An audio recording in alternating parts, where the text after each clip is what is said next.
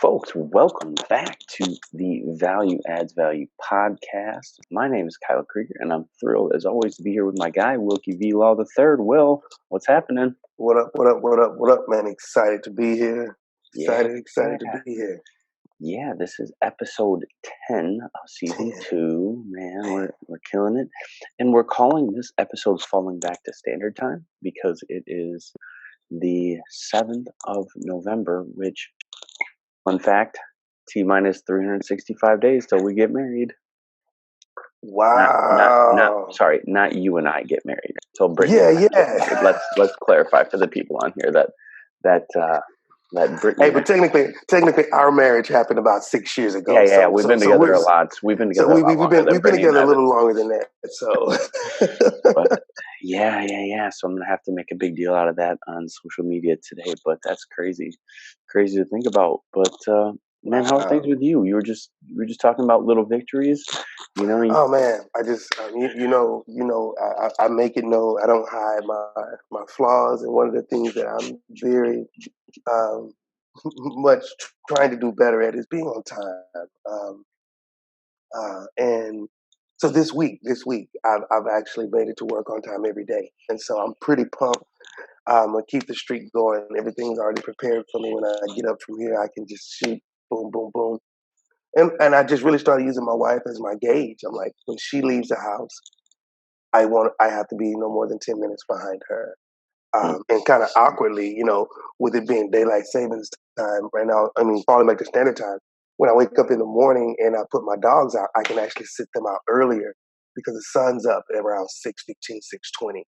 Mm-hmm. And so I don't like to put them out there when it's completely darkness, unless I'm out there with them and kind of run around because I don't want them to get spooked by something, bark and wake the neighbors up. So having that time to be able to put them out there and even get some time outside, this whole week I've been going outside and just looking up and reflecting. That was one of my all-time things that I love, being in my backyard, just to sit up and look at the sky and just to kind of reflect on who I am and what I'm doing and how I'm doing. And like I say, I'm able to do that and I love it, but I'm kind of getting into the our discussion for later. But man, so on time, every day, going for day 4 today, and I'm pretty excited about it. Yeah, and over the next couple months, what we want to cover, we've covered getting set for the year right. We've covered, in October, the power of reflection. Thank you again to Brandy Grattan for just killing it on that topic. I've actually had some coworkers who listen to the episodes, and she's awesome. And they say, we're like, oh my God, how did you find her? And I was like, AIE. Divine intervention. Right. Perfect timing. But over the next couple months, what we want to make sure we're doing is helping you continue to grow and get better over these next couple months. Because we know right now we're about 2.5 weeks away from a week off. And then after that, we're 3 weeks away from 2.5 weeks off. Mm-hmm. And we know how difficult it can be to get our kids back into routines after those 2 breaks. But I know I've been guilty in the past of sort of letting my guard down over these next couple months to where even I have to, at the start of the year, come back to the expectations and re-engage them. And frankly, just in the last 5 minutes that we were talking about as we warmed this up, you changed my mindset on it. Because I always thought it was because, the days are longer, the daylight is shorter. We're back to standard time. It's, right now it's 5:30 and it's completely dark. And when I leave, it'll be completely dark. But, when I get home, it's almost completely dark. But either way, no matter what we're saying, is these next 8 podcasts over these next 2 months, we want to make sure teachers are going in the right direction and gaining momentum and gaining steam for that second half. Mm-hmm. And I think it's just important to I believe in using everything our environment gives us to promote us where we try to go. And I think a lot of times we get stuck into this kind of, and I'm gonna call it a myth that we're victims of our circumstances and we're victims of our environment. when actually our environments are just catalysts to shape us into something different. Um, too much sun all the time, is not good for anybody. Too much darkness all the time is not good for anybody. So you've got to find that balance. And most of the time, we look for that balance in the short term and don't look at that Mm, balance over the long haul. mm, And where it's important to have that balance in that short term, those short term balances, it's really more important to make sure you establish that balance that's going to kind of go out and last. mhm, Um, and that's kind of what teaching through these holidays you have to do. It's like, if you're looking at a balance, when you shift the fulcrum, you can actually add more weight on one side than the other. mm, So it's like when you start kind of balancing that way, that's kind of how you have to start looking at it. So you're stretching yourself out more, but you're understanding that you're getting some relief in there, even though you're stretching yourself out because now you have more. You start to have more behind you than you have in front of you, and then when you get to that point, you get closer to that end. Now it's like, okay, I can release it. And as teachers, I tell everybody we have that beautiful thing of saying we know we have at least a 2 month vacation where we can build ourselves up coming in the summertime. mhm, And if you maximize the efforts that you do during that summertime, it gives you that strength and that fortitude when you get to those Novembers, Decembers, Januaries to be able to have the mindset to shift that focal, mhm, and to kind of move that self. I use this whole week as a reset for my class. You know, push the button. Let's reset. Let's start over. We're going to start over, and we're going to go back to the basics. Morning affirmations, touching the principles, understanding what's going on with what we do and why we do it. And so I just think it's important to kind of do that, and that helps in the long run. You got to have that balance. You got to seek out the long term balance, mhm. not just the short ones. Yeah, and I know, especially in my case, but I think in a lot of teachers' cases, that summer months are only, you know, I used to only set it up for really September. I was like, if I can get September set, I can stay out in front during the school year, and it never happens that way. Oh no. It's such a flawed mindset. It's such a flawed. And you know me, I'm very much a spontaneous, creative person, and sitting down to have that real long-term plan for my school year is a challenge for me. But Mhm. even now, being 2 months into my school year, I'm already thinking about how I want to do it this summer and how I need to right now be writing down the things that I did and the things that worked and things that didn't. So this Mhm. summer, when I look at it, I can create a better vision of the school year for next year. And I think coming back to your point about the long term plan, this is this is maybe the most important part of the year because I know how many times I've let these 2 months slip away, and it made my school year on the other side of the new year a lot more difficult than it needed to be. And it should get easier. I It share it with the should. new teachers. I share with the new teachers the other day. I met with them the other week in our campus, and I share with them that as you progress, your toughest months should be September and October. You hear the stories. Oh, it takes 15 to 21 days to develop a habit, and I tell people, I say that is absolutely true. But it's 15 to 21 days of doing the same thing every single day. We know our students don't do that. Our students are not rule followers every single day. So you're constantly starting over and over and over and over. And it's easy for us to get frustrated and give up in September and October and be like, oh, you know what, man, they just not gonna get it. But it's just September. It's just week 4. Right now I'm saying to people, guys, it's just week 12.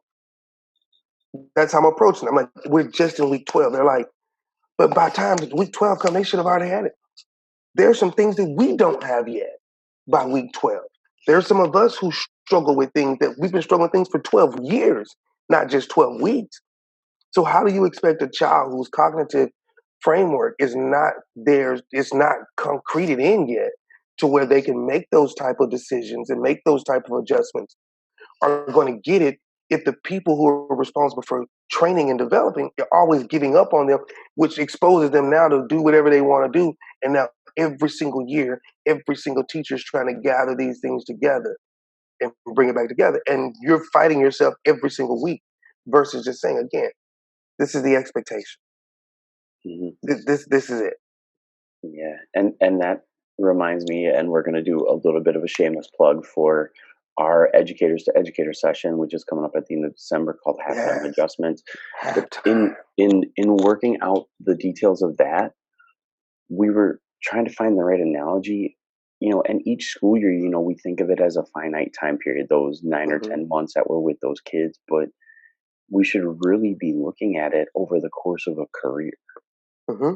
more like a football season or a baseball season or a basketball season where you're playing, you know, football is 16 games, basketball is 82, baseball is 162, whatever it is. And we have to look at it as we're growing through that time through my career. Hmm. And And it's funny because you just turned me on to the book, Infinite Game. mhm, I just started listening to it the other morning. When you mentioned it to me, I downloaded it on Audible and I started listening to it on my way to work. And when he talks about there are no real winners or lose, there's no finish line in our profession. yep, And then that resonated with me because again, while at my niece's birthday party this past weekend, um, I run into one of our former students from sixth grade who's in 11th grade, who's a junior now. Um, and just to be able to interact with her and say, as soon as I heard your voice, I got excited because I knew that was Mr. Law. I mean, can you imagine if I was that teacher she despised? She would have did everything in her power to stay away from me, but she purposely put herself in our party. And she was literally right there with us the entire time. And you could see the reaction on her face. And I told her, I said, I don't forget faces. But did you go to, I said, you went to Stella? She's like, yes, I did. And when she said that, she was like, you're Mr. Law. I heard your voice and I remembered. I went back to your class. And she gave me a hug. She got my social media information. We took a picture together. Matter of fact, saying this now, I told her I would post it and tag her, and I didn't. So I'm going to do that. But it's just like we have to realize there is no end game because for our kids that we're impacting, what we give them is going to continue to live on. Even if I close my eyes tomorrow, the experience that Delilah had in my classroom, something I said, something I did will continue to live on. So there's really the only way you lose is when you quit. mhm, mhm. And Infinite Game, or The Infinite Game, is the new book by Simon Sinek, the author of Start With Why and Leaders Eat Last, and it's incredible. I'm listening to it for the second consecutive time just to try to pick everything back up again, but it's can be so difficult, especially in this time frame. Hmm. When you're told just take it one day at a time and just get through the next day, and we have that mentality, oh, if I can just get to Thanksgiving and if I can just get to Christmas, it'll be okay. It's When not. you can't have that mentality, you have to say, I gotta squeeze everything I can. I gotta squeeze everything I can out of it before Thanksgiving. Hmm. And I gotta squeeze everything I can out of it before Christmas. So when those kids come back, like, they're excited to see me, they're excited to be back, but also they have a firm understanding of expectations. And granted, it's gonna take time It's going to come take time. January 3rd, 4th, 5th, but also too, and another shameless plug for our session in educators to educators, but you should be taking those 2 weeks during Christmas, and not the whole 2 weeks, let's clarify. But you should be taking a day or two to look at what you've done. Look at Hmm. who your kids are. Look at who you're up against.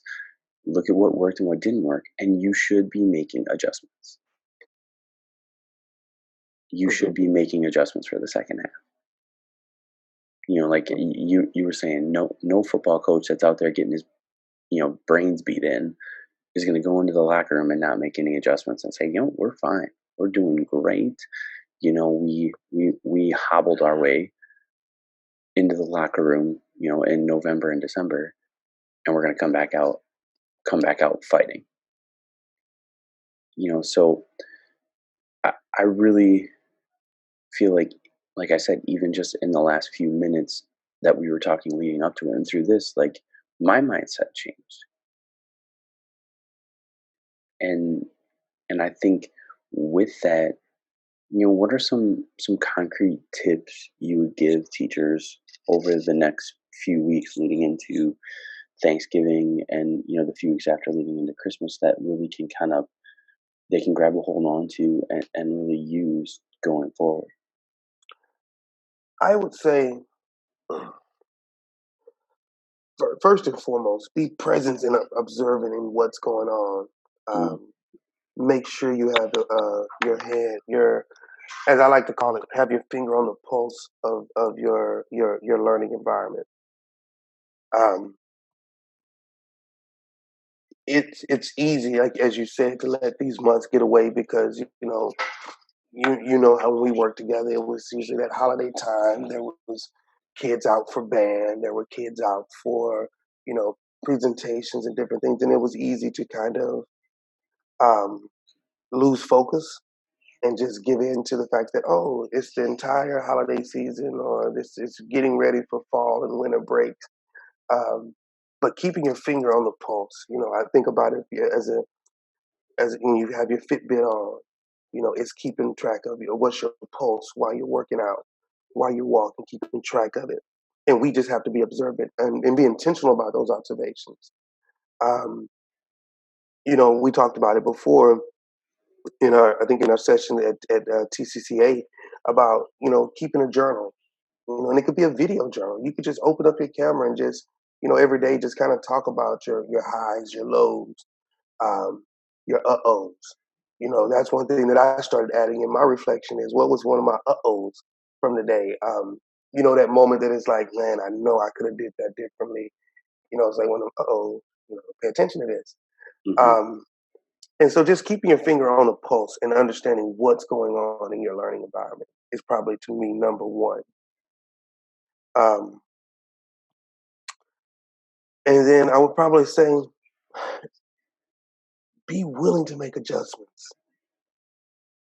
My big thing in my classroom right now is make adjustments, not excuses. We get so caught up in we're good at making excuses. We're great at it.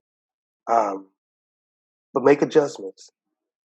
Make adjustment. And adjustment means that if you're doing something wrong,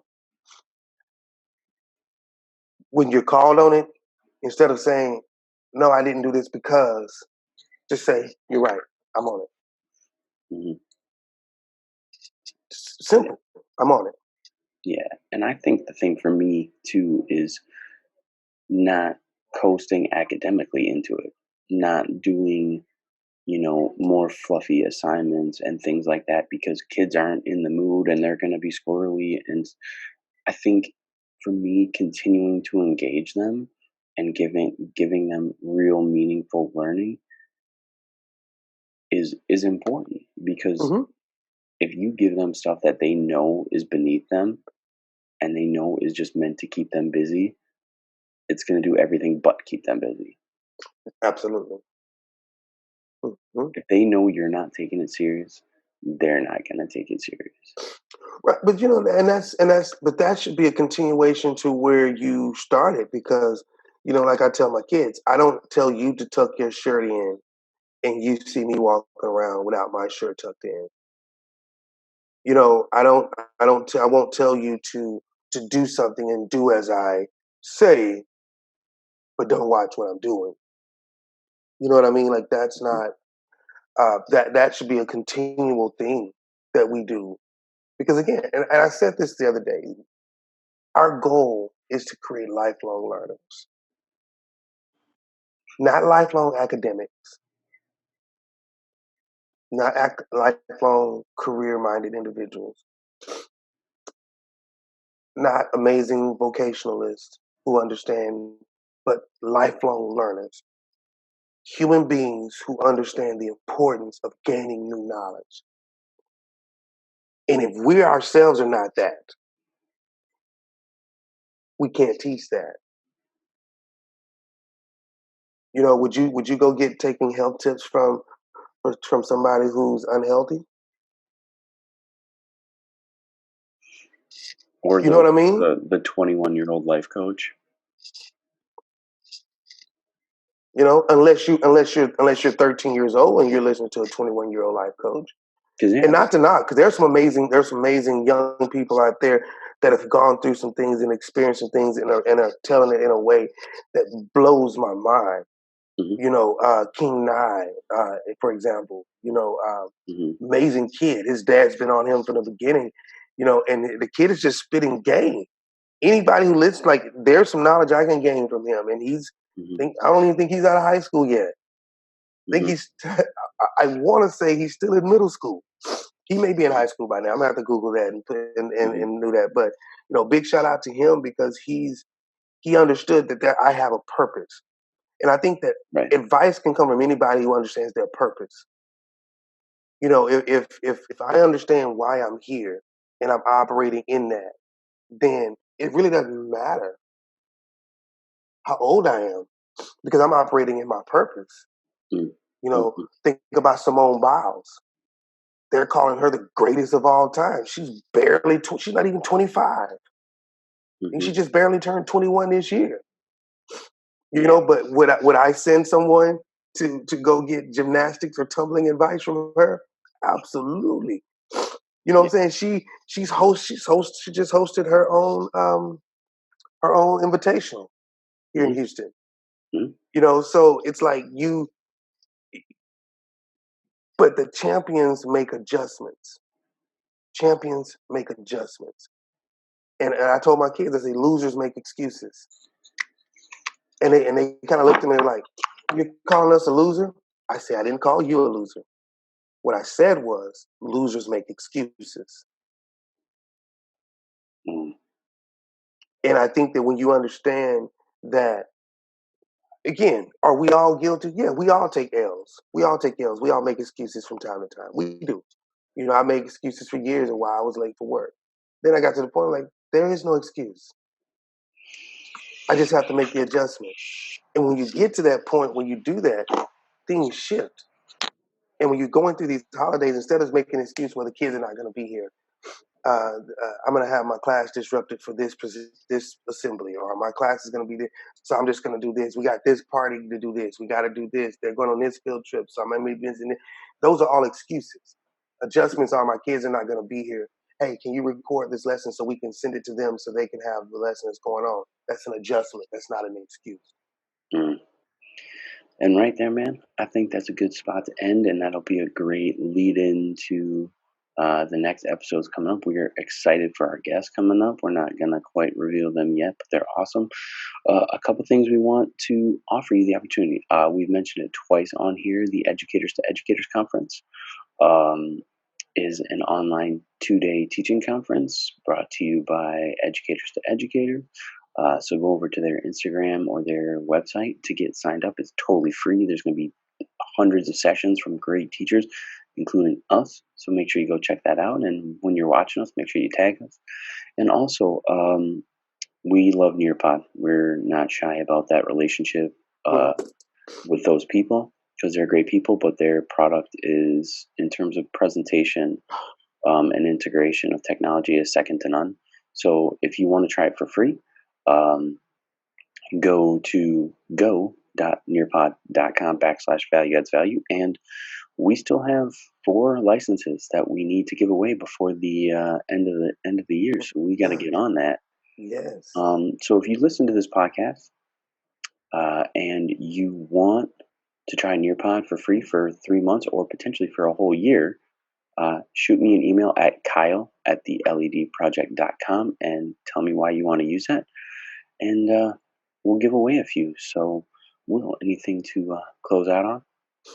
I would just say to people as you're going into this, use your environment as a catalyst and not as a crutch. It's daylight saving times. It's dark when you wake up. Use that time to reflect and pay attention to what's going on. It's dark when you come home. Use that time to be thankful for the fact that you're here and that you're doing something, and keep a mindset of gratitude about what you're doing through this entire season, and remember why I started teaching in the first place. And if that stays your main thing, my why every morning before I walk in the building, I'd say why I start teaching. I go back to my Mr. Do Nothing days, and I go in it no matter how tired I am, no matter what I've done the night before, no matter how I feel. I go in it saying I won't have a kid feel the way I felt. And so keep your why in front of you during this time and go get it. All right. Well, we love you and we thank you for listening, and we will be back again soon with the Value Adds Value podcast.